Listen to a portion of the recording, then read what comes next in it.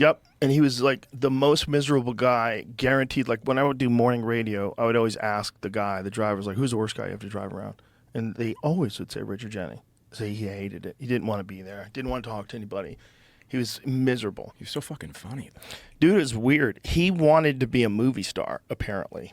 So back then in the 1980s and 90s, like what the thing was you would graduate and into movies, like a Jim Carrey, or into TV like a Seinfeld, and you have your own show. But everybody really wanted movies. That was the thing. And he never got any of those. He was only in like one movie. He was in The Mask with Jim Carrey. Okay.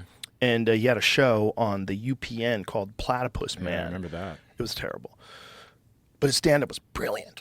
His stand-up was incredible. He was so good. We all like would just be in awe of him. I remember him doing a bit at the Comedy Works in Montreal. This little tiny room in Montreal. This great room run by this amazing guy named Jimbo. Jimbo was the best. And this room was only like a 90-seat room.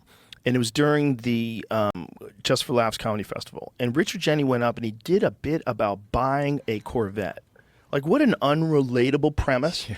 What a, like, what a premise where you like, how do you get anything out of this? And was murdering. Just murdering. That's crazy. I can't remember what he said, but I was crying laughing. We were crying laughing. It was so funny.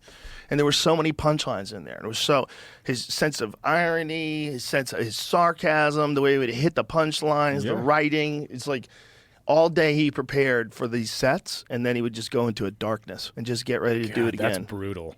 Horrible. I knew his girlfriend.